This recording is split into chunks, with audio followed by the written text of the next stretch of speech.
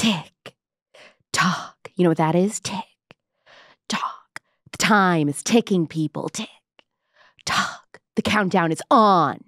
In exactly 1 month, December 17th through 20th, America Fest is happening here in Phoenix, Arizona. It's a massive conservative conference. Tick, tock, featuring everyone from Tucker Carlson to Chase Rice. It's gonna be memorable. There's gonna be every name in the conservative movement that you love, and you better be there. Tick, talk. Go to amfest.com right now and use code POPLITICS for 25% off your tickets. It is the Coachella of conservatism with concerts every single night. So don't wait until the last minute. Tick, talk. Get your tickets while there are still some left, and I'll see you at America Fest.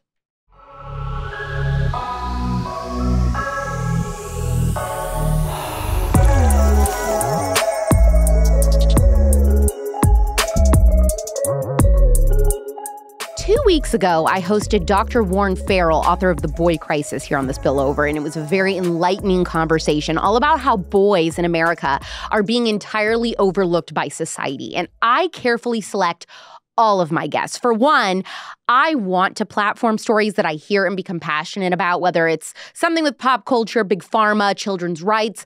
But two, I want the stories here to teach me and those who listen something new about the world, or at the very least, to remind us all about what's true.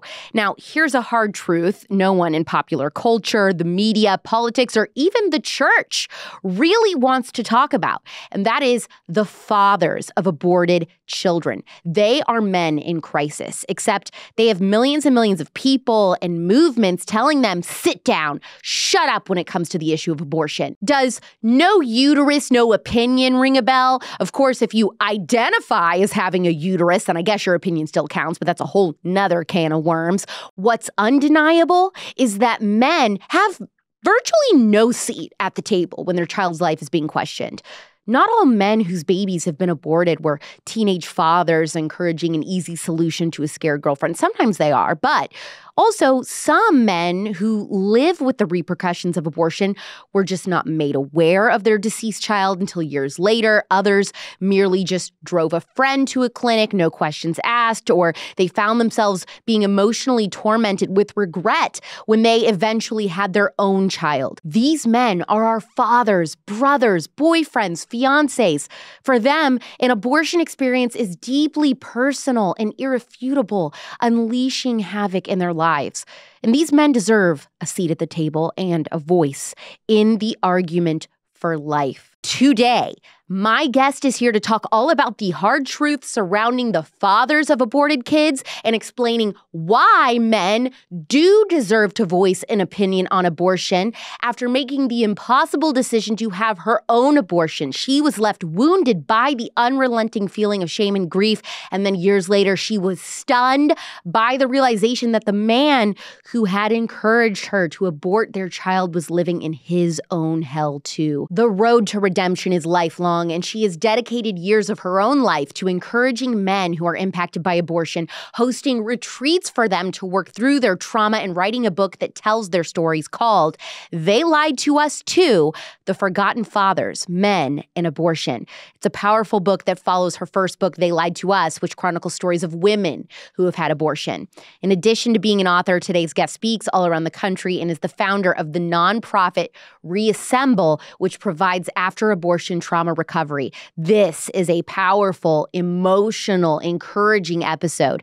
Please welcome Victoria Robinson to The Spillover. Victoria, let's start with just a little bit about you. Talk to us about where you were living in your early 20s. You're getting married, you're beginning to have kids. What was life like for you? It was happy. I mean, I was 16 when I got married. What? The first time. What do you, I didn't know this. I wasn't pregnant, Alex. I was just stupid. I was naive and stupid. My parents got divorced when I was 10. So our family fell apart. I can remember exactly where I was when my dad told us they were getting divorced. And it was devastating for a 10-year-old. And so from 10 to 14, when I met my husband, all I dreamed about was being married one day and, just having that family that I'd lost. So I met my husband in high school. I was a freshman. He was a senior.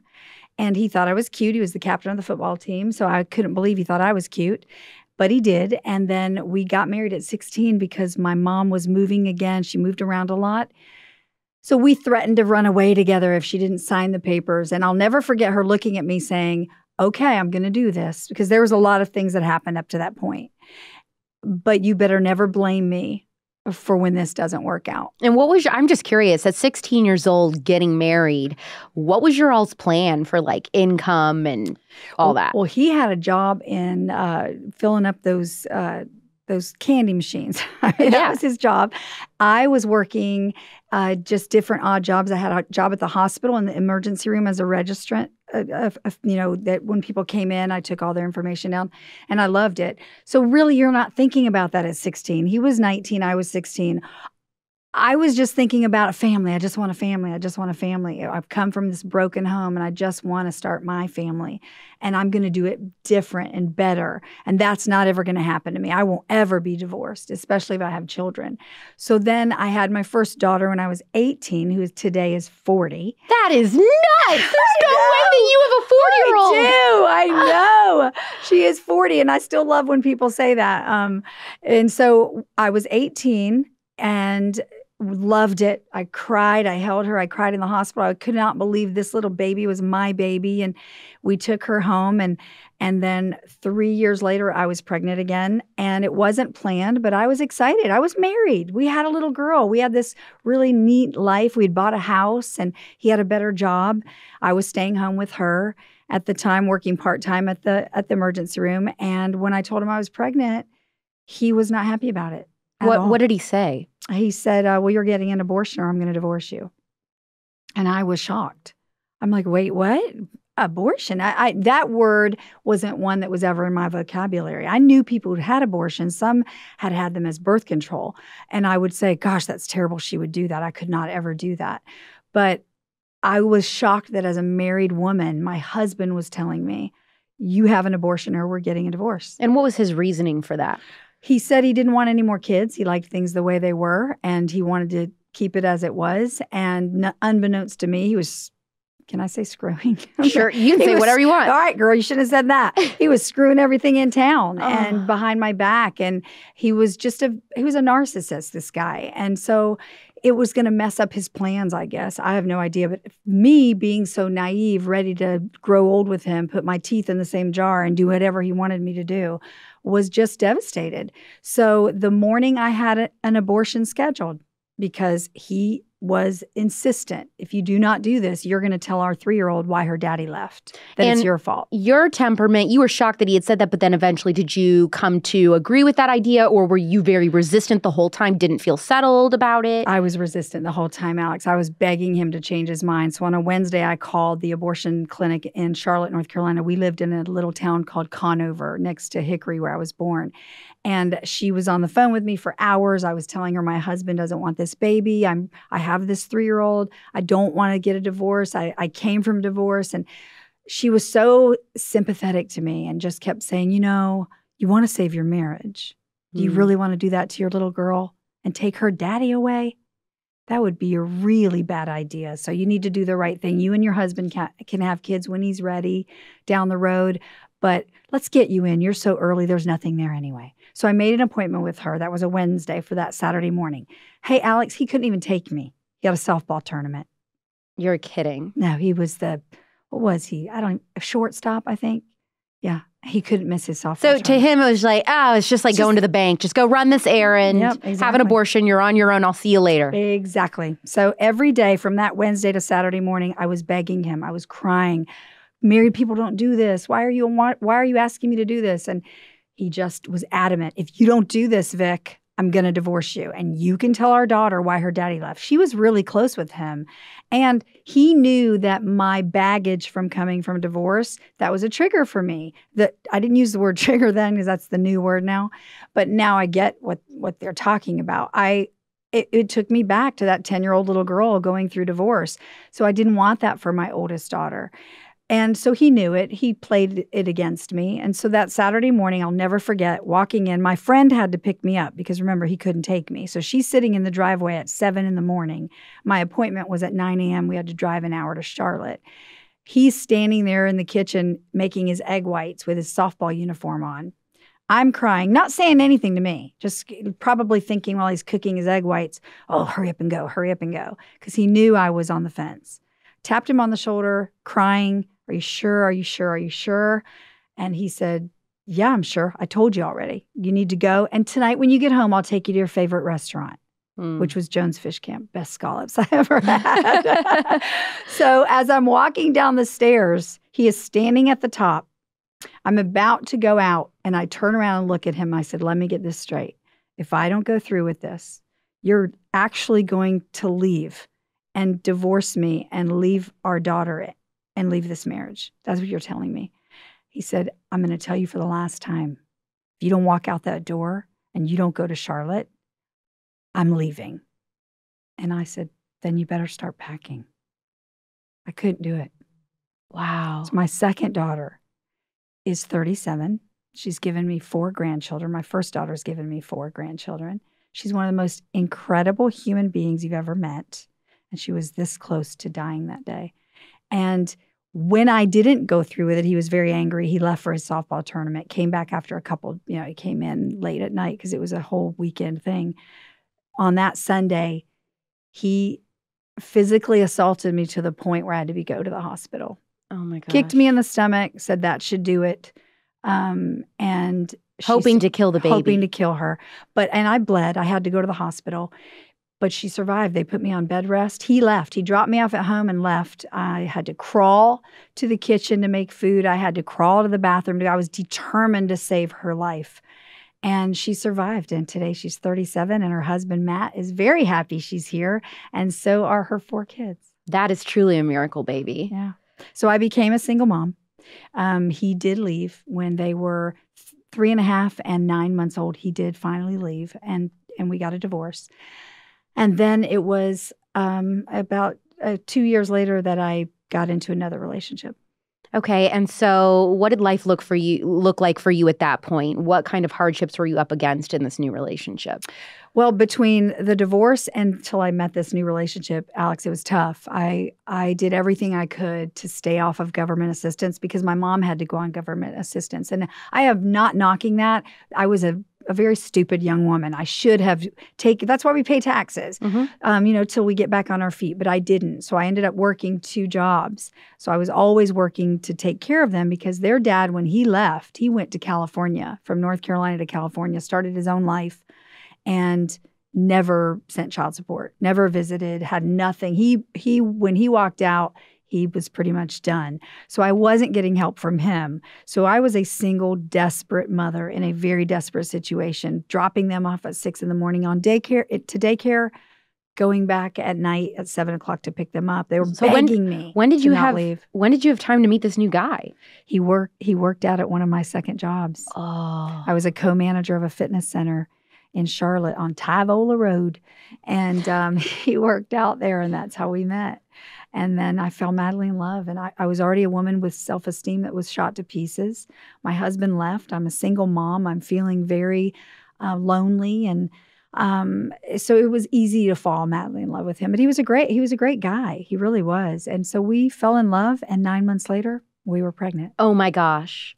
Okay, and so were you married at that point or just dating? No. We were not married. This is a guy that I was divorced, and now I met him at my job. We were not married. And then you get pregnant. I get pregnant. Okay. And I go to him and say, "Oh my gosh, we're pregnant." Now, I'm not happy about it, but I'm not sad about it. We'd already been talking, maybe one day we'll get married, maybe one day we'll have kids of our own. So it was just sped up a little bit, we just speeded that part up. So when I went to him and told him, I was a little surprised by his reaction, which was, we're not ready. You can barely take care of the 2 you've got. Maybe you should consider an abortion until we get married one day and have kids one day. And once again, my world was rocked by that word abortion. But at this point, I'm not married. I'm single. I've got 2 little girls looking at me every day at 6 a.m. when I drop them off at daycare, crying, begging me not to leave. And we're struggling that I don't even know how I'm going to put food on the table day after day after day. Their dad isn't in their life. He's not supporting us at all, taking care of them. So it was a really difficult time in my life. So it was easier for me to be manipulated into making a choice that I've regretted to this day.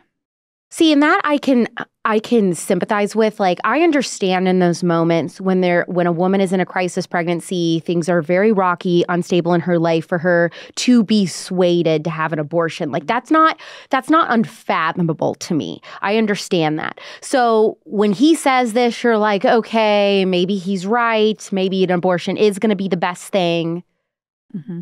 Yeah, he says it, and then I call, and you'll never believe it, but the same woman is on the phone that was on the phone trying to talk me into aborting my second daughter. And you instantly recognized her voice. Instantly recognized her name and her voice. And so how did that make you feel? Now, well, she didn't know it was me, because who knows how many women.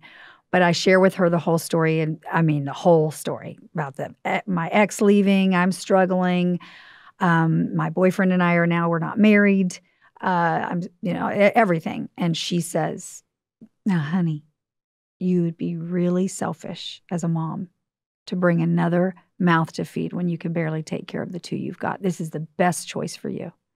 You're so young, you can have more kids later. Let's get you in here right away, because it's not going to take 15, 20 minutes. You're so early in your pregnancy. Same words, because I was about the same amount of time pregnant.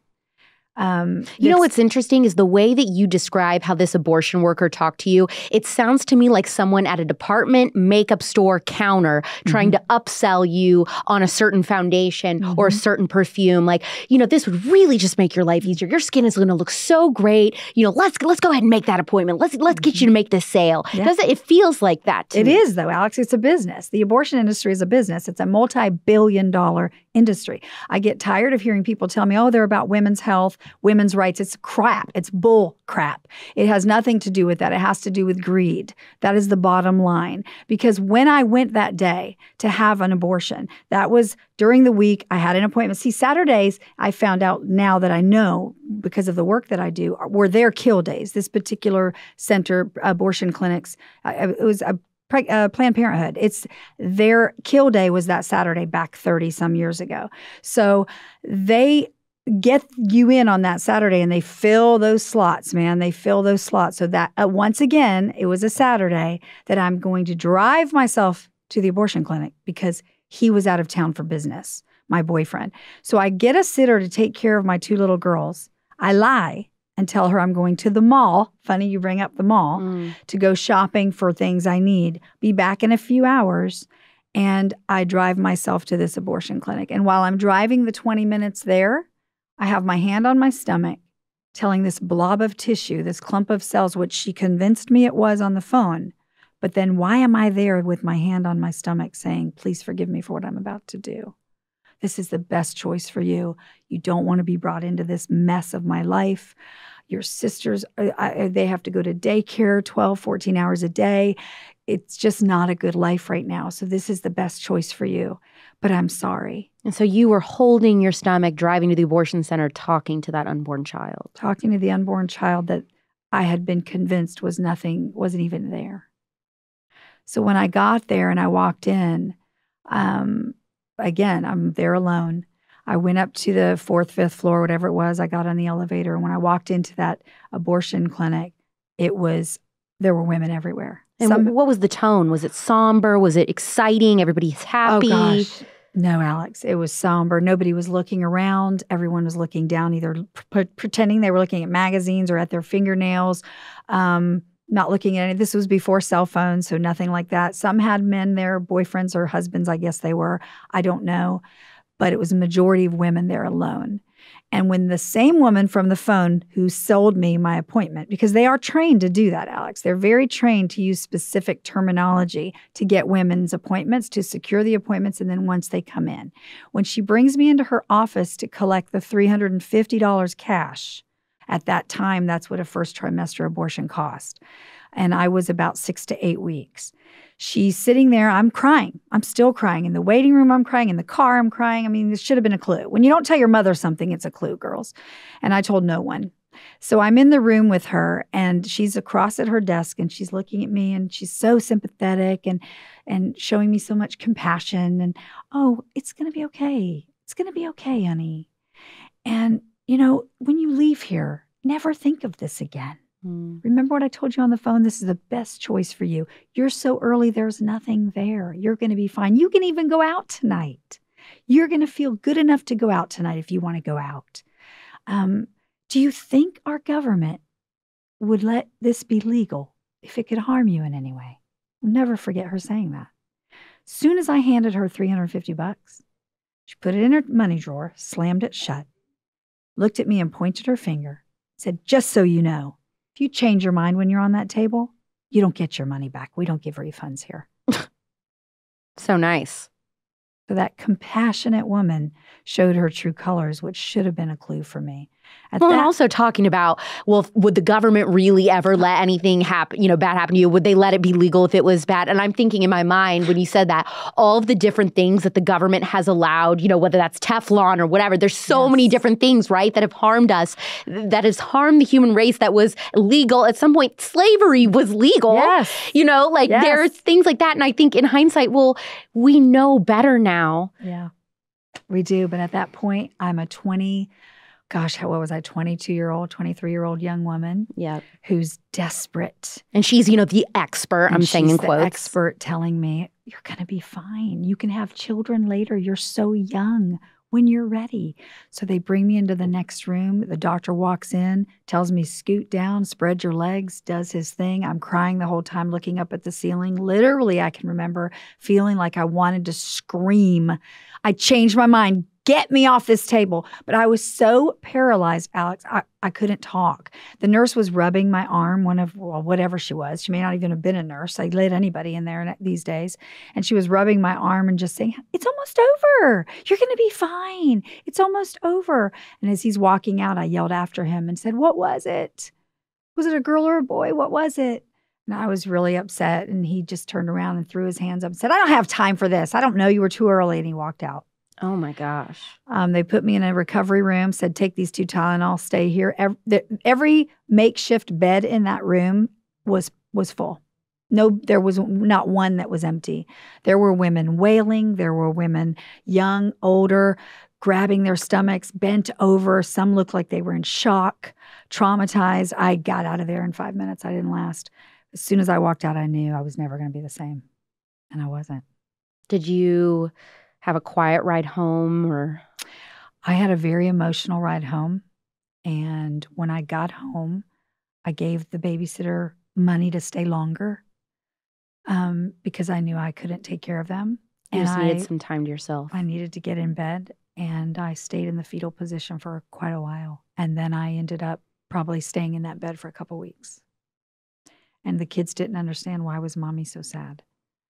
But then I had to snap out of it. I had 2 little girls that were looking at me that needed me, and I had to bury it, which is what I did for a decade. I just buried it into believing it really was a clump of cells. It really wasn't anything more than a blob of tissue. Maybe I'm the only woman that feels this way because she said I'd be fine. She said everyone does. There's so many women that do this and they're fine, which was a lie after lie after lie. But they have to lie to you. They lie to you at the most vulnerable time of your life. They manipulate you and lie to you because they know they just need that money. If they cared, Alex, about women, when these girls today are taking the abortion pill, because they contact me and they change their minds and they call back to these abortion clinics and say, I've changed my mind. I've taken 1 pill. Help me. What can I do? Why don't they tell them about abortionpillreversal.com? Yes. Why don't they tell them about that? Well, they already have their money. What I just saw, which was, I sent this article to my best friend, Lauren, and I was like, dude, you got to read this. Because the Washington Post just a few weeks ago in October came out with that whole article about how women are ordering the abortion pill from Mexico, who live in states where abortion isn't legal anymore, and they're sending it. But for the women that are super far along, Mexico is sending them acid as well as the abortion pill. And they're telling them, now, when this baby comes out of you after you take the abortion pill, it's going to look like, what comes out of you is going to look like a baby. They say it'll look like a baby, but, allegedly it's not. And then they say, but you need to have this acid so that when you put it in the toilet or you try to bury it or whatever, you can dump this acid on it so it will dissolve the body. And guess what? The women that are putting those babies in the toilets to dissolve them with that acid, that is not approved by our government to be in our water supply. And so all this acid stuff from Mexico is now getting into the American water supply. So this is a whole new thing that the pro-life movement now is having to tackle and explain, that all this stuff is all coming from, Alex, when you take an abortion pill. Not to mention the trauma. Not to mention the trauma. Of course, and all the mental issues. Nobody's talking about that. I am getting messages from young women who are delivering their dead children because they call to get these abortion pills. You can only if you're under 10 weeks, you can take the abortion pill. If you're over 10 weeks, it's very dangerous. It's dangerous anyway, but over 10 weeks. So these girls call, hey, doctor, hey, nurse, I need the abortion pill. Well, how far along are you? How far along do I need to be? Are you under 10 weeks? Oh, yeah, I'm under 10 weeks. When they know they're 14, 15, 16 weeks pregnant. They lie. They're taking the abortion pill. They're not even checking. They're not having them come in for a doctor's appointment. They're not checking them through ultrasound to determine how far along they truly are. They're just sending the pill. And you know what they say? What's your credit card number? Well, the pro-choice side would say to you or I, they would say, well, see, that's why we need to have abortion illegal, safe, legal abortions. Then these women wouldn't have to be lying and getting the abortion pill. So what would your response be? My response would be, there is no safe, legal abortion. I'm so sick and tired of people talking about it being safe and legal. I heard one of those actresses the other day talking about colonoscopy being safer or not as safe as an abortion. I don't even remember what idiotic thing she said. Elizabeth Banks was talking about she's one of the worst. Comparing colonoscopy to, give me a freaking break. I've had 4 colonoscopies. I'm still here. I mean, a baby dies in an abortion. Not to mention, there are hundreds of women who've died from having abortions. So let's talk about, show me the list of hundreds of people who've died from colonoscopies. And I'm not downplaying, people can have adverse reactions to anything. But stop comparing, apples to oranges? I mean, give me a break.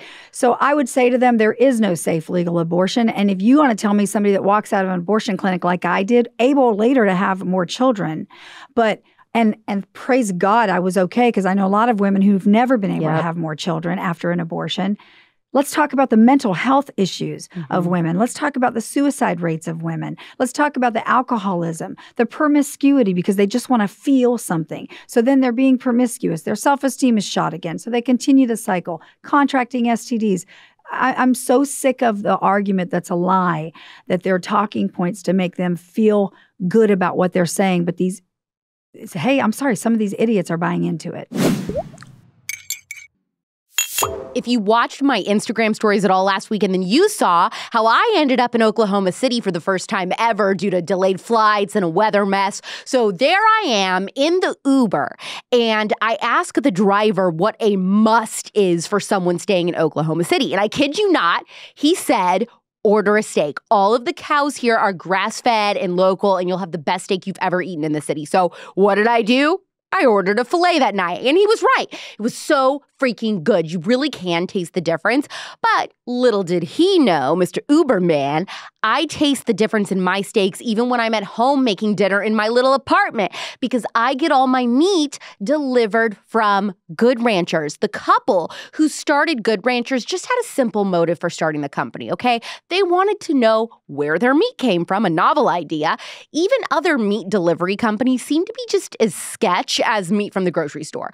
They wanted people to stop paying premium prices for low-quality imported products. They wanted them to get 100% American, affordable, hormone-free, antibiotic-free, better than organic, pasture-raised, conservative-owned meat. Good Ranchers is that, and they deliver straight to your door. And this holiday season, you could even give it as a gift. Take advantage of their best deal of the year right now. 2 12-ounce Black Angus New York strips and 2 pasture-raised chicken breasts free when you order with my code. Go to goodranchers.com/Clark with code Clark, and you will get 2 perfectly marbled tender steaks and 2 flavorful chicken breasts straight from the best ranches in the U.S. Good Ranchers, American meat delivered.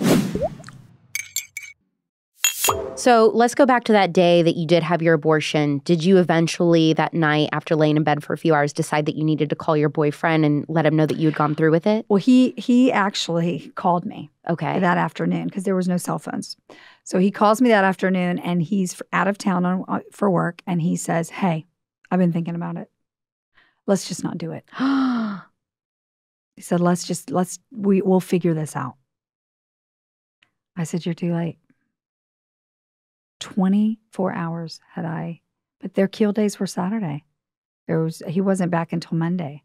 There was no way that I've reconciled that in my mind now because I went back and forth. What? Oh my gosh, just those few hours would have made all the difference. So then how did your all's relationship look post-abortion? It was deteriorated. Women have abortions, they think, to keep their husbands, to keep their boyfriends. And 9 out of 10 times when an abortion occurs in a relationship, Alex, they don't make it. The abortion is such a traumatic experience. It's a constant reminder of what you did. I never looked at him the same after that. He was supposed to protect me. He was supposed to love me, but yet he let me go through something like that on my own. And he never looked at me the same, I'm sure, because he, I'm sure, asked himself, oh my gosh, I can't believe she actually did it.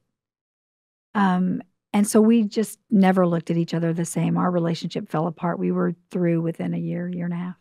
But it was never the same. So how did your road to redemption really begin? Oh my gosh, it was a long, long road. Of course, like I told you, I buried it as long as I could. I started parenting my girls different. Really? I did. I started smothering them. I was terrified God was going to punish me by taking one of them for what I'd done. So I needed to know where they were every second. I stopped letting them play with friends' houses. I'd make the friends come to our house. In the car, I'd make sure they were so tight, strapped in. Like living in paranoia. Oh my gosh, constantly. I was so sure and begging God every day, please, please don't take one of them. It's not their fault. I'm the one who did it. They didn't do it. Please, please don't punish me. Thinking that's the kind of God that he is, which I know today he isn't. He's not that way at all. But those things, I dated guys who were very abusive. I felt like I deserved to be knocked around, cheated on, lied to, and called bad names because I killed my baby. I mean, of course, this is what's going to happen for the rest of my life. I don't deserve anything more than this. So I married someone I shouldn't have married. We were married for 18 years. We have 2 children, and he's not a terrible guy, but I married him for reasons I shouldn't have, more for financial security, really, to be honest. And he was so different than the guys that I dated, and I felt like, yeah, well, I deserve this too. It'll be what it is. And then we started going to church. And we were going to a church, and the woman who was the director of the local pregnancy center was a member of the church we were attending. And she started coming up to me out of the blue, introducing herself, and then telling me what she did at the pregnancy center. We all know what local pregnancy centers do. They give women options without judgment or condemnation, unbeknownst to the pro-choice side that tries to condemn them. They're doing more than most Christians are doing. They truly offer choices, unlike the woman from Planned Parenthood who you spoke to on the phone, who was just convincing you the whole time, get an abortion, that's your choice, that's your choice. Exactly. That's their only choice. The only choice at a pro-choice rally is abortion. They don't talk about options. At a pregnancy center, they're giving you options and letting you make the decision without judgment. And then if you choose abortion, they're there to help you with the trauma afterwards. So how's that bad? So she was the director, and she kept coming up to me saying, Victoria, you're so good with the youth here at our church. You would be such a great volunteer at our pregnancy center. And I just kept going, oh, sure, Mary, okay. I'm going to, Mary. I'll be there, going back to God going, what are you trying to torture me? You want me to go work at this pregnancy center and volunteer so that I can be reminded of what I've done? Right, but she didn't know, right? She didn't know. Yeah. Nobody knew. But I knew God knew. So I thought this was more punishment from him, sending Mary. I mean, Alex, I'd be at the grocery store and there's Mary coming around the corner. Victoria, when are you going to come volunteer? Hi, Mary. And I would be angry. I just felt so angry because I just felt like that was my punishment, more punishment that I was already giving myself. So 3 years, this precious woman isn't giving up trying to get me to come volunteer. And in that 3 years, I'm asked to be part of a women's ministry team at the church. It's like a church of 7,000 people. I'm already leading worship there. Jeez, that's big. Oh, yeah, it's a big church.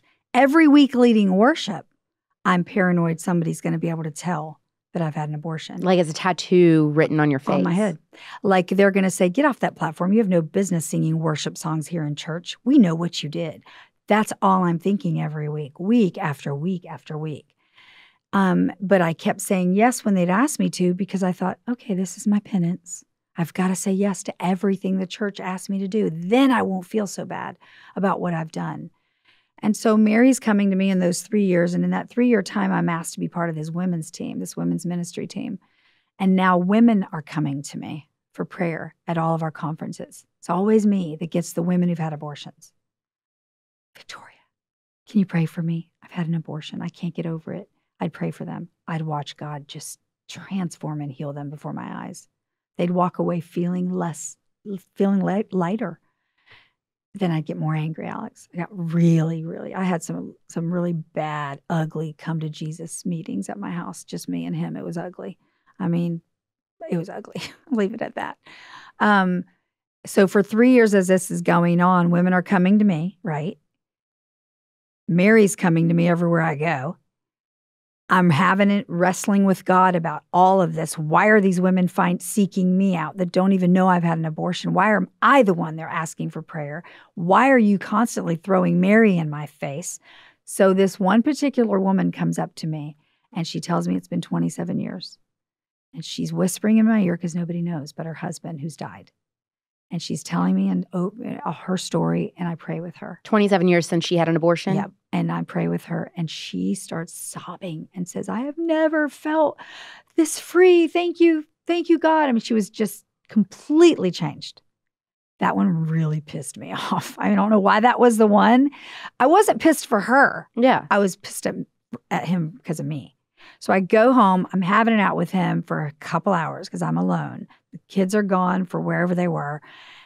And after I'm on the ground going at it, I hear this still voice in my head saying, after I'm screaming, when are you going to heal me? What about me? Why did these women get healed? Why did they find some sense of forgiveness from you, but I don't? When are you going to forgive me? And he said, I've been trying. And right at that moment, I saw Mary's face. And I realized Mary somehow, I didn't know then, was the person that he was trying to use to help me realize he's already forgiven me. So I called Mary the next day and said, I'm ready to volunteer. She said, great. We have volunteer training starting next week. It's like, seriously. So I got in volunteer training. It took me a few months. I went in Mary's office, shut the door. Mary, I have to tell you something. I told her. She said, I know. I said, how'd you know? She said, I just knew. Now we're going to get you in abortion recovery, and it's going to change your life. And God is going to take what the enemy meant to destroy you, Vic, and use it for good to help others, because your story is going to help others and you're going to reach the nations. And that was almost 27 years ago. What kinds of things in abortion recovery did they tell you that helped? Oh my gosh. Alex, even after all of that, she called to find out there was an abortion recovery weekend, the first one of its kind, because it's an 8-week study they put in a weekend for 3.5 days. They had one spot left. It was an 1.5-hour drive for me to Greenville, South Carolina. And the whole way driving, it's pouring, the torrential, the kind of rain where you can't really see. And I'm still, after all this, oh my gosh, why am I even going here? What am I doing driving here? I was such a stubborn little Italian. I mean, I was like, what am I doing driving in this rain? But I kept driving. So that Thursday night when we met, the two facilitators, Trina and Carolyn, looked at me and said, everyone, tell us a little bit about yourself. You know, those still small church lady voices that I wanted to smack. And they get to me and I say, hey, I'm Victoria. I don't even know why I'm here. I've begged God for 10 years to forgive me, to help me feel better about myself. He hasn't. I don't know how you're going to help me in 3.5 days, but Mary said I needed to be here, so I'm here. Well, we're just happy you're here, Victoria.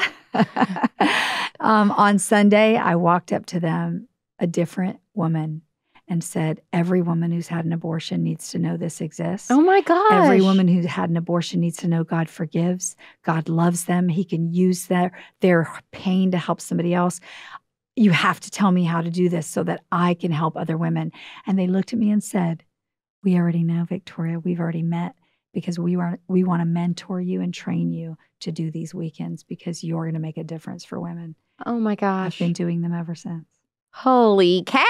Look at that. Let's go, God. I'm telling you, Alex, from Thursday when these women show up, Some it's been decades and decades of pain, of feeling so helpless, like God could never. And by Sunday, they're set free. And it doesn't mean they forget. You know, I sometimes when I speak at events, I get very emotional like I am right now because my heart just bleeds for those people. There's millions of them right now. Some that'll be watching this thinking to themselves, could that happen for me? Could I get help like that? Because they're dying inside and they're sitting in church after church after church, week after week after week. And some pastors aren't even addressing the abortion issue. Yeah. So they're internalizing that to mean, see, that's the one sin God can't forgive. My own pastor won't talk about it. And it breaks my heart because I see them come on Thursday like I did. I was stubborn and just a, ball buster. These women some of them that come on Thursday are just broken to the point that they're just like, I'm numb. Do you think that the pro-life movement makes a mistake when we say things like abortion is murder because of how women who have had abortion may interpret that and then be resistant to getting help? Well, I used to always say that, but it is murder. And it's difficult. It is. And it's hard for those women to hear, especially today. Everybody's talking about abortion. But I want to tell you a really quick story. My second daughter, the one that was almost aborted, I never was going to tell her that her dad wanted her aborted and tried to kill her. She knows now, of course, at least she does now. No, she's known. But when she was a teenager, 12, 13, she found a letter when she was going through some of my boxes, and she found a letter that I had written to him about everything. I never mailed it. And she asked me, Mom, can I go with you to the store? And she jumped in the car and she said, hey, Mommy, I need to ask you a question. Why didn't you ever tell me my dad wanted you to abort me? And I almost drove the car off the road. And I said, babe, who told you that? She told me how she found out. And I felt like the Lord said, you need to tell her. And of course, I was like, no, please don't make me tell her, because I had not told my girls at that point. And I said, honey, having you was the greatest decision I ever made. I'm so thankful I did not go through with aborting you. And I'm so thankful you're here. God has a purpose for your life. I'm so happy you're here. I can't imagine my life without you. But I do need to tell you something. Mm-hmm. That a couple years later, I did choose abortion when Mommy was single, taking care of you and your sister. And she started crying and said this, I'm so sorry that you've had to look at that abortion is murder sign in my bedroom, because she had walked in a walk and held that sign and had it in her room for the past couple years from the walk. She said, every day you've had to look at that, Mommy. I'm so sorry. I'm so sorry, Mommy. I didn't know, or I would have taken it down. And I said, honey, but it's true. It's true. So yes, it is a trigger for women who've had abortions. Yes, the talk, but we also can't not call it what it is. So that's why I try to reach as many people as I can with the message of hope and with the message of redemption and forgiveness, and that it doesn't matter what you've done. It matters where you're going. And you can have a life after abortion. And so this woman came up to me where I was speaking, and I got really emotional. And she said, Victoria, I'm so worried about you. I said, what do you mean? And she said, you just got so emotional tonight when you were speaking at our banquet. And are you sure you know you've been forgiven? And I said, have you had children? She said, I have 3. If you lost one of them, how would that affect your life? She said, I'd be devastated. I said, women like me are devastated too. Mm-hmm. And we'll grieve our children the rest of our life till we see them again. Just because we chose doesn't mean we're not devastated, especially when we come to the point where we realize those were our children. It's difficult. God created women to give life, to nurture. That's how we were made. So when we realize, oh my gosh, it wasn't a blob of tissue. It wasn't a clump of cells. It really was my baby. That's difficult. Men, God created to protect their women, to protect their children. So when men realize they participated in the death of their child, it's just as devastating for them. Yeah, no one, I feel like, ever I hear talking in the pro-life movement, I feel like no one in the pro-life movement really does ever address the effects that abortion has on men. So what are the effects? My gosh, Alex, I'm so glad we're talking about it. And that's why I wrote my second book, because I've been talking about men for 2 decades. And the reason that I started talking about men wasn't because I just had this well, I did, but it wasn't like I thought, oh, I'm going to just be that girl that's talking about what others aren't. What happened was I called the father of my aborted child after I went through that weekend retreat. I called him when I wrote my first book, They Lied to Us. That I had put stories of women who had abortions, my stories in there in detail. And I thought he probably should know we have a lot of the same friends still. Even though I took out any identifying factors about him in the book, I just had this sense of obligation to tell him. We had not spoken since we broke up. So it'd been over a decade. When I called him and he answered the phone, I said, hey, it's me. That's all I said. He started sobbing. What? He started sobbing. He knew it was me. And he was talking, but I couldn't understand him. So I was in shock, first of all. And he finally composed himself and said, I've been waiting for this call, Vic, for over 10 years to beg you for forgiveness for what I made you do. It has haunted me all these years, and I've been in therapy 8 years dealing with it. I should have protected you and our baby, and I failed you both. Can you ever forgive me?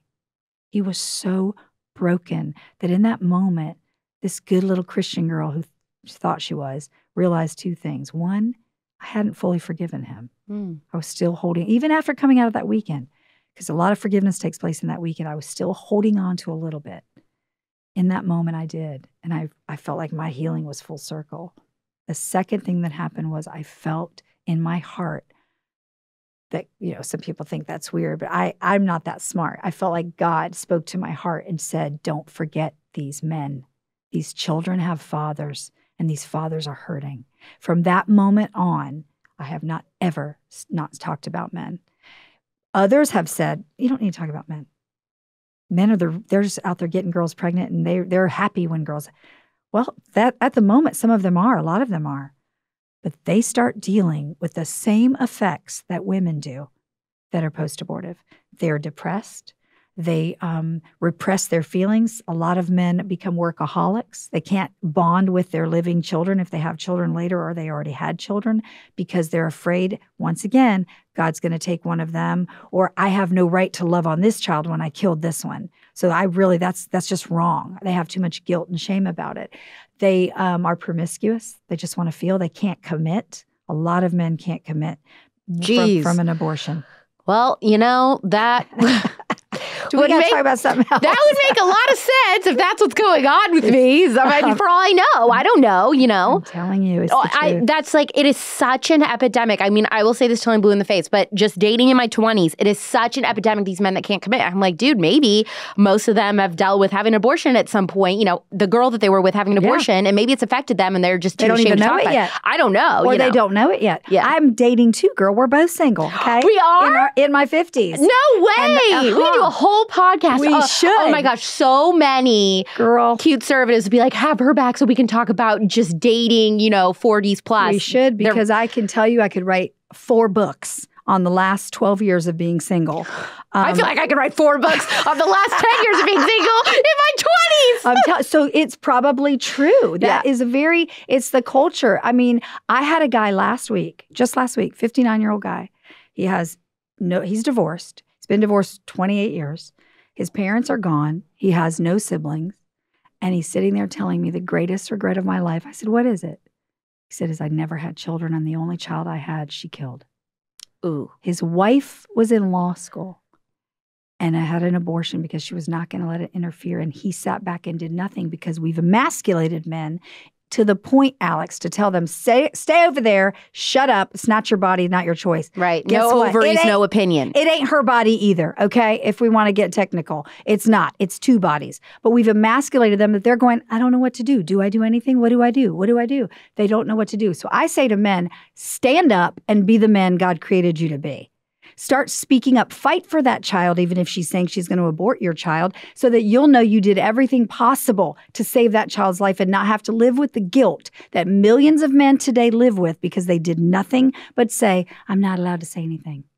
But the pro-abortion side has convinced men to keep their mouth shut, that they have nothing to do with it, Alex, because they know if they get involved, it changes the ball game. It changes everything. Because most men, if they would stand up and say, we'll do whatever we need to do. I'm going to be there with you. I'll help support this child. We don't have to get married, but I'm not going anywhere. These women wouldn't walk into abortion clinics. Yes, there are women that use it as birth control, but they are very rare.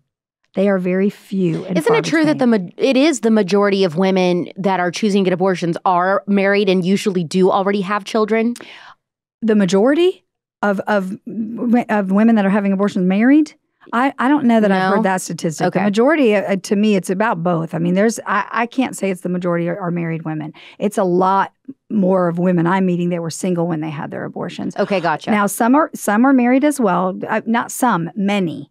But I don't know if that's a higher stat. It could be. I haven't seen it if it is. So it could be a new one that came Where out. do you find these men who are willing to talk about their abortion stories? Because I'm like, any man I know, it's been hard to get them to even consider therapy, let alone I'm going to go to a retreat for men that have had girlfriends that have had abortions. Well, most of the men that are in my book are older men in their 30s, late 30s, 40s, 50s, 60s, 70s. I mean, because they've dealt with it all these years, they're ready to talk about it. But none of the names in the book are their names. They've asked me to not use their names because they've said, I don't want her to recognize it's me if she would happen to read your book. I don't know where she's at. I don't know what she's doing. I don't want to cause any problems for her.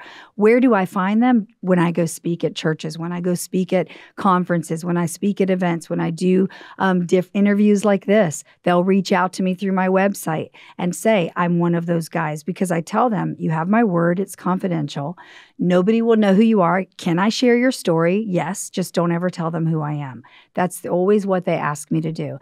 They want to talk. When I speak at churches, Alex, and I talk about this issue, and I always talk about the men, or wherever I'm at, men walk up to my book table and say, thank you. Finally, somebody's talking about us.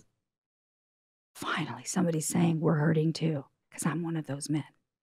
What is one of the stories that a man has shared with you that's just been burned in your memory forever of him talking about being affected by abortion? Yeah, there's so many. This one was really heartbreaking. There was a guy, him and his girlfriend had been together since they were in junior high. Their parents were friends. They were all best friends. And they lived in the same neighborhood. And when they started dating as teenagers, the parents, they were all Christians. The parents trusted them. They never questioned them when they were alone together, when they were out of town, whatever, never questioned them. So they started having sex. And she was 17, he was 18, I believe, when they got pregnant. They didn't want to tell the parents because they felt horrible about disappointing the parents because they trusted them so much. So they went back and forth, back and forth. What do we do? What do we do? They had many times they were going to tell the parents. They had decided, but they couldn't do it. It was because, not for fear. They'd never said, you will throw you out. It wasn't that. It was the disappointing factor. So she was about 6 months pregnant. They had to drive to New Jersey to have the abortion. He drove her there. It was going to be an overnight thing. She had to stay, and then he was going to drive back. I think it was 2 or 3 hours, drive back and pick her up the next morning. So he took her, dropped her off, and left, went back home. He gets home. He goes straight to his bedroom. His mom's in the kitchen cooking. He said, I'll never forget it. I just beeline to my bedroom. I didn't want to see her, talk to anybody. She comes right behind him, Alex, walks in the door, says, hey, what's going on? Is she pregnant? How in the world did his mother figure that out? It's just a mom thing? It's a mom thing. He said, I don't know. So she looked at him and said, is she pregnant? He said, yeah, Mom, but don't worry. I just dropped her off, and told her where she was. She said, you cannot do that. Get in the car. Go back. Before cell phones. Go back and get her. We will be fine. We will make this work. You cannot do it. It's wrong. Go back. He goes back. They said the abortion would take place the next morning. They were going to give her some medication the night before because it's a late-term abortion. It's a lot more in depth and a lot more things you have to do. The abortion wasn't supposed to take place till the next morning. He gets there. He's banging on the door, banging on the door, banging on the door. They finally, one of the workers answers the door because it's locked. And he's screaming for her. And she finally appears, and she has a gown on. And he says, I told my mom, she knows. We don't have to do it. She said everything's going to be okay. And she says, it's too late. It was a boy. He's haunted to this day. He has a son that doesn't know, one son, and that was another unplanned pregnancy with some girl he was messing around with. But he told her, he said, the first thing I said to her when she told me she was pregnant is, I don't care if you marry me. I don't care if we stay together. You will not have an abortion. I will support this child. And he is an incredible father to this boy who's now in his late 20s, but he doesn't know he has a brother.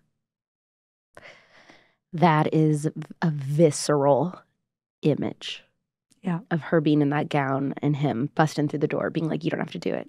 And her saying it's too late. Just like that phone call I got. It's just, so if men would start stepping up and they would just start being who they're created to be, they could stand up and say, we're going to figure this out. Mm-hmm. Now, yes, of course, there are going to be those women who say, you don't get to say, you don't have, and they're going to go through with it. But there are a lot of women who would not, if men would just stand up and have a voice. And if not, they're going to suffer the same devastating consequences that so many women do. I was beside myself watching that episode on this season of Love is Blind in the last couple weeks of Nancy and Bartise having this abortion conversation. And I did I was just went out to lunch and I had my team film me just going off about it. We put it on YouTube, on Politics YouTube, because I was just so floored by this conversation. First of all, if you haven't seen it, this woman, Nancy, she's like a speech therapist or whatever. So she works with kids with disabilities, and it's because I work with, this is so backwards, because I work with kids with disabilities, I would never want to have a kid that has any problem, so I would absolutely abort it, which is very cold. And this guy, Bartise, is immediately like, wow, that's evil. Yep. And he said a lot of, mushy middle stuff, to you and I as a pro-lifer, I'm like, he's wrong. Yeah. Him being like, well, if she's really young and she's got it hard, I guess in that situation, or in rape or incest, I guess in that situation you could. But otherwise, I don't think I agree with abortion. So he's like a mushy middle. Mm-hmm. I think he could be persuaded to be a hardcore pro-lifer. You know what I mean? But I wanted to ask you about that scene and just the tension between them, him hearing her thoughts on abortion. And then what ends up happening for those who've watched it is, his family meets her, this woman, and they're like, you cannot marry this girl. This is so beyond evil. And just their reaction and response to her, very, very, very pro-choice, no matter what, for any means. Yeah, my first thought when she said that was run. Yeah. Run, Bartise, run. This woman literally just told you, if you guys get pregnant and she chooses to have an abortion, she's having one. I love what he said, and he did say a lot of mushy stuff, so it was kind of like, snap out of it, dude. Quit, whatever. You're just trying to get in her pants. Just say the truth. And the truth is, there is no reason to have nothing. But okay. Here's what drove me nuts about her, what you just said, Alex, about, you don't know what I deal with. I have kids with speech pathology and this and that, whatever. Down syndrome, she says. Yes. And he said, it's our kid, though. If it comes out with 3 legs, it's still our kid. It's still our child. That, I was going, yes, Bartise, go. I had to learn to say his name, by the way. But I honestly, the first thing I thought, Alex, was run, dude. Get out. But what happens to him in that conversation with Nancy on Love is Blind is what so many men in the dating world, I think, deal with, which is he feels pretty strong and passionate about his views until she starts saying, but I'm the woman. It's my say. You don't have a say. And you start to see him visibly just get a little bit more he backs off a little bit because he does feel uncomfortable, and he is like, oh, is it my place? Can I say my views on abortion? Right there, the corner. Yeah. It's go get in the corner. So he started falling into that. Yeah. That's what's happening. And that's why I'm saying to men to challenge them, don't get in the corner. So how should men be encouraged to stand for life when it comes to debating a pro-choice woman? How should they? Yeah, what do they say? How can they convince a pro-choice woman that my opinion is valuable too on abortion? Well, the first thing they should do is the reason I think that pro-choice women don't have the respect for men is because they are out there sleeping around. And they are out there making, a lot of them, making it look like, I don't really value women. So start by valuing women. If men would just start respecting and valuing women better by realizing that's not okay either, guy, whether you get her pregnant or not, that's not okay. Have a little more respect. But a pro-life guy to a pro-choice woman has every right because he should. Look, I just had a conversation yesterday with this girl who says to me, when a guy can carry a baby for 9 months, then he'll have say what I can and can't do with this baby if I want to abort. And when I choose to have a kid, I'll have it. And she said, until then, he has no say in anything I do. Really? Well, she was just bashing men. And I said, so what are you going to do then when you want a baby?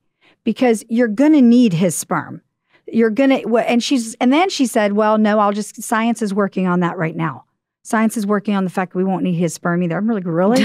Whether you use his penis. Well, you know something we don't know. If you use his penis or not, you're going to need his sperm. So we've taught women not to respect men, that it is their body, their choice. So that's where the argument's got to start.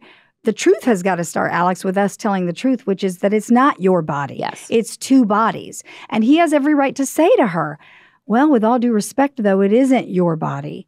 There's two bodies, you're carrying, it's my child if I get you pregnant. So I have say, well, you want me to pay child support, though, after you have the baby, right? You're going to come after me with everything you can to get me to pay and support the child because it's my child. So why isn't it my child now? Just because you're saying it's my body, my choice. I think that men have to respect a woman first because women have already got a wall up from men. We've done that as well in our society to make them the bad guy. If we can put the respect on both parties for women and men stop treating women like they're just pieces of meat for their own pleasure.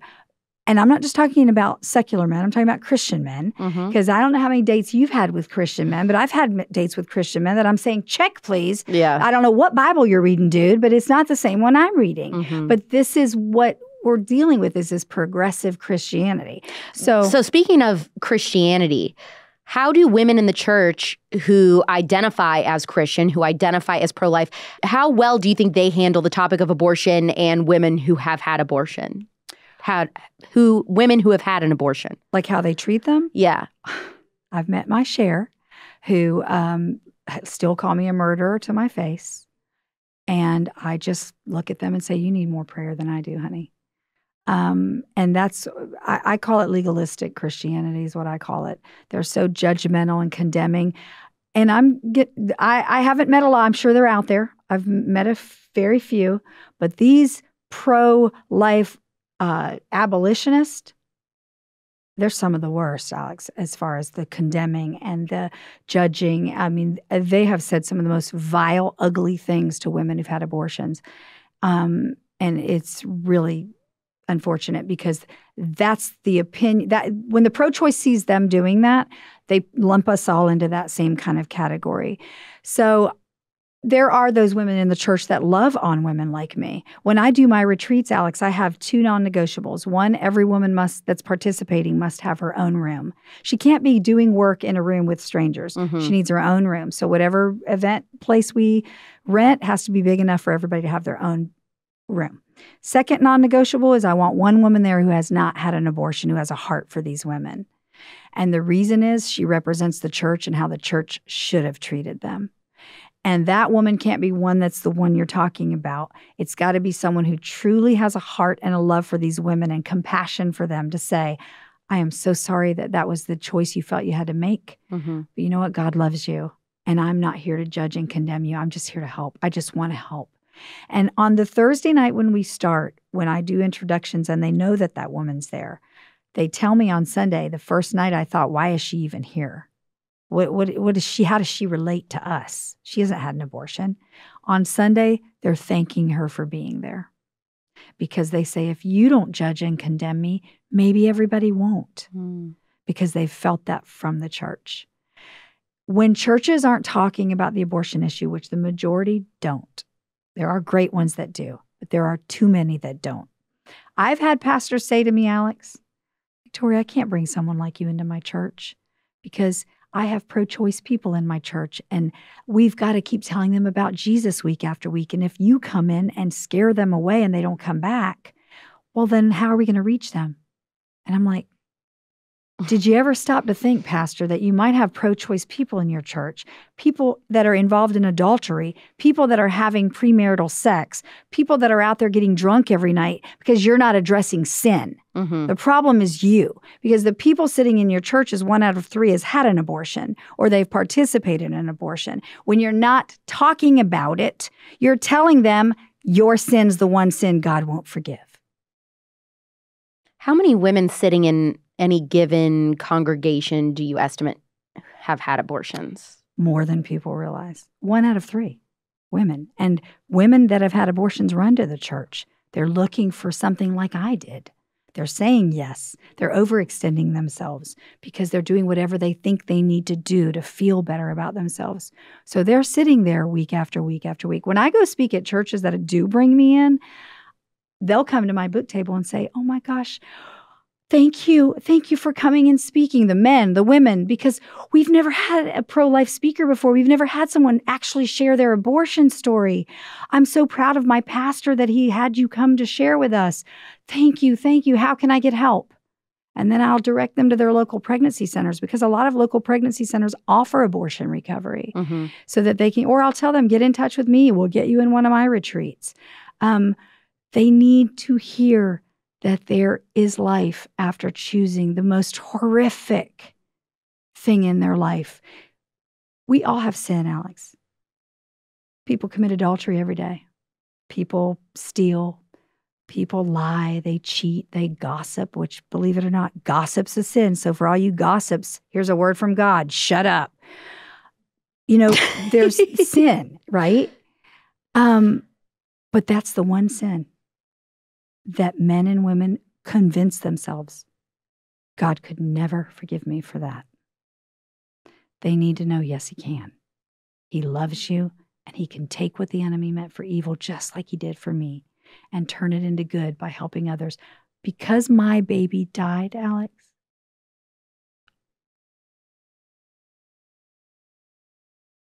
I'll never know until I get to heaven how many children are alive today that were spared abortion because of those women who've reached out that heard my story and then didn't choose. For the men listening who have maybe had a partner who have had an abortion specifically, what do you want them to know as we close? I want them to know they matter. I want them to know there's help for them just as much as for women, that God loves them. And no matter if they talked her into it, manipulated her into doing it, drove her there, paid for it, whatever it was, maybe they didn't even know until later, whatever the circumstances was, or they even kept their mouth shut and they didn't really want her to do it, but they felt they had no choice but to keep their mouth shut. God loves you. You are a father. The moment that pregnancy test is positive, you're a mother and you're a father. Having an abortion does not negate that fact. So get the help that you need. Reach out to someone like me and I'll help you get it. So for those men or women who are like, I'm dying to go to one of these retreats, I need it, please help me, Victoria, where do they go to find out information on going to one of these? If you would want to attend one of my Reassemble retreats, go to reassemblelife.com. Reach out to me there. Email me, victoria@reassemblelife.com. And then we can see if you can get into one of my retreats, or I can help wherever area of the country you're in, see what's happening in your area. There are a lot of abortion recovery going on, but people don't know about it. To this day, they still don't know about it.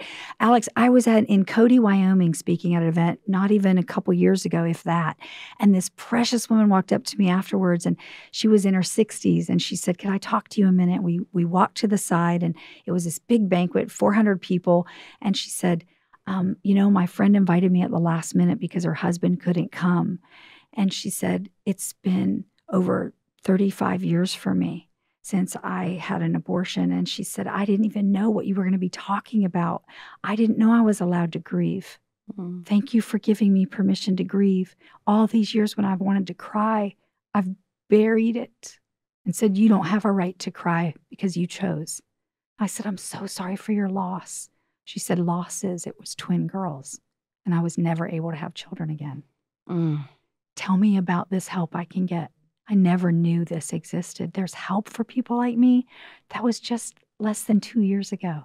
There are so many people who are hurting, and I'm convinced a lot of people that are pro-choice are post-abortive, or they know someone close to them who's had an abortion. So if they become pro-life, or if they allow themselves to think it in any other way, they're condemning themselves or condemning someone they love. And that's why I'm convinced abortion recovery is the backdoor approach to ending abortion. Because when people are healed, they want to help somebody else. They may not be on a platform like me, because people that come through retreat say, I don't want to do what you do. I don't want to tell everybody. I don't want to speak. I'm like, you don't have to. But your neighbor might come to you now. A coworker might come to you now. A relative or a friend. And now you won't have that tape over your mouth to stay silent because of shame. Now you'll be able to say, I know how you feel. I felt the same way. But let me tell you what I found out. There are other options than what you're about to do. So that's why I love what I do, and I'm blessed to get to do it, because I'm watching people being transformed by the love of God, by His word, and by the truth that there is redemption and hope even after abortion. That line that you said, you have permission to grieve. Even if you're post-abortive, you have permission to grieve.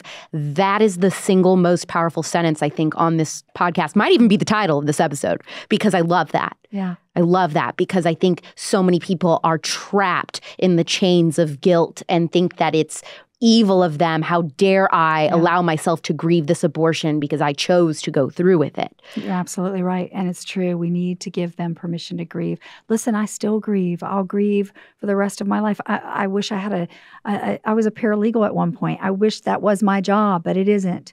I chose, so I'm thankful that I can take that and use it for good. And that my child did not die in vain. You know, I want to be able to help as many people as I can. But you're so right, Alex. We've got to let people know. Cry. And right now they might be watching and they're in tears. Cry. Let it out. You have every right to grieve your loss, because it was a loss, whether you had 7 abortions, 10 abortions, or 1. Grieve. Grieve the loss of your children. They deserve to be grieved. We need to give dignity back to these children that the world does not give dignity to. These were real, live human beings. They mattered. And we need to let them know, and we need to let ourselves know that we loved them even for that short time. Sometimes some of us loved them too late. Tell us again your 2 books and where people can find them. It is 2, right? Yep. Okay. They Lied to Us is my first book. It has stories of my stories in much detail in there, and other women who've chose abortion. And then They Lied to Us 2, plural, T-O-O, is my second book that just came out. It's stories from men. My publisher was just bought by Amazon, so they're on Amazon. If you don't want to shop Amazon, reach out to me through my website and we'll make it happen. Victoria Robinson, you're a freaking G. You're a freaking G. I love you. I love knowing that the Holy Spirit was so powerful in this episode, and men and women who listen to this are going to be touched. I have a feeling that so many people are going to be healed after listening to this episode and then going and seeking forgiveness from Jesus, which is there for you. And if you liked this episode, you got to go back and listen to season 1, episode 12 with Melissa Ohden. They so remind me of each other. She is an abortion survivor. So she was actually supposed to be aborted herself, and a nurse intervened and saved her life. And she just has this wild story of not only surviving the abortion, but also then like being reunited with her birth mother later as this like magical aborted baby that the birth mother didn't know survived. It's like a Lifetime movie. That is a fan favorite episode. That was season 1, episode 12. And then you also will really like season 1, episode 20 with Abby Johnson, where she details the creepy things that went on behind the scenes as one of the top employees at Planned Parenthood for years. Now, here is important news. Very important. Next week is Thanksgiving. Shocker, I know. So what I have decided to do is give you the spillover earlier next week on Tuesday so that you have it to listen to as you travel or you're sitting with family looking for something to watch after Thanksgiving dinner. This guest that I'm having next week has been on Joe Rogan twice, so you already know it's going to be a wild story. And I wanted this episode specifically to come out next week because it is such a perfectly riveting and also controversial and like a really good conversation starting way that everyone in your family, no matter where they fall politically, will be entertained. They're going to want to dissect and discuss it. And that's the really important thing.